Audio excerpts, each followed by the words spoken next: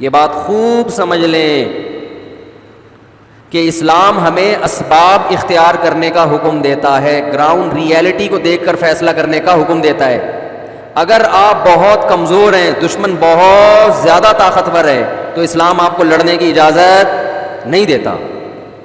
کیونکہ لوگ نا حدیثوں کا غلط مطلب لیتے ہیں، اس لیے مجھے درمیان میں یہ حاشیے چڑھانے پڑتے ہیں۔ اجازت نہیں دیتا، لہذا یہاں توکل کرنا کہ ہم لڑیں گے، بس کوئی بات نہیں، شہادت پائیں گے اور مریں گے اور کوئی بات نہیں، اللہ ہے بس مدد کرے گا، وہ سب کچھ صحیح ہو جائے، نا نا نا۔ اللہ نے کہا پہلے اپنی اوقات دیکھو۔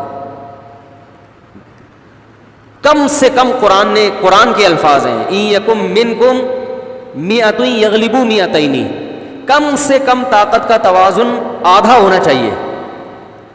یعنی دشمن اگر 50,000 ہے تو آپ 25,000 سے کم نہیں ہو۔ دشمن کے پاس 1000 کلاشن کوفے ہیں تو آپ کے پاس کم از کم 500 ہونی چاہیے۔ ان کے پاس 1000 ٹینک ہیں تو آپ کے پاس کم از کم 500، اس سے کم ہے تو قرآن آپ کو لڑنے کی اجازت نہیں دے رہا۔ اس لیے کہ اللہ نے دنیا کو اسباب کے ساتھ چلایا ہے۔ ہاں آدھی اس لیے کہ آدھا اسلحہ ہوگا اور آدھا تمہارا تقوی اور ایمان۔ اگر برابر برابر ہو پھر ایمان کا کیا فائدہ بھائی؟ تم مسلمان ہو، تمہارے ساتھ اللہ کی مدد ہے، ان کے ساتھ اللہ کی مدد نہیں ہے۔ تو اللہ نے کہا کچھ اسباب اختیار کرو، کچھ ہماری طرف سے مدد، نہ پوری ہماری مدد پہ اعتماد کر کے بیٹھنا ہے اور نہ مکمل اسلحے پہ توکل کر کے بیٹھنا ہے، دونوں چیزیں ساتھ ساتھ لے کے چلنا ہے۔ اسی کو بیلنس کہتے ہیں، جو آج کل مارکیٹ میں بولتے کیوں نہیں بھائی شارٹ چل۔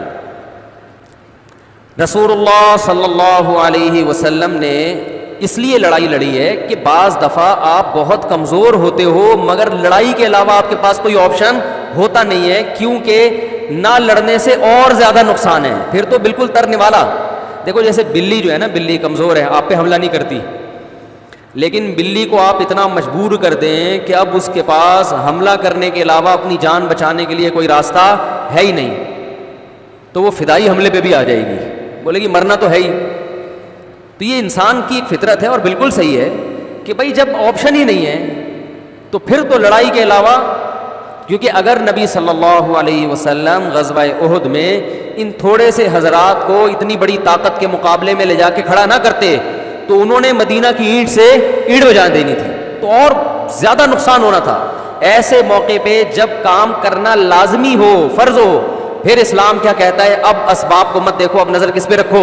اللہ پہ، کیونکہ یہ آزمائش اللہ کی طرف سے ہے۔ سمجھ میں آ رہی ہے بات؟ یہ بہت اہم اصول ہے کہ جب کرنا ہی کرنا ہے تو پھر بھائی اللہ بہت بڑا ہے، بچائے گا وہ، پھر اللہ مدد بھی کرتا ہے۔ جیسے بدر میں لڑائی ہو گئی تو اب اللہ نے بچایا۔ اس میں بہت سارے اصول نکلتے ہیں زندگی گزارنے کے۔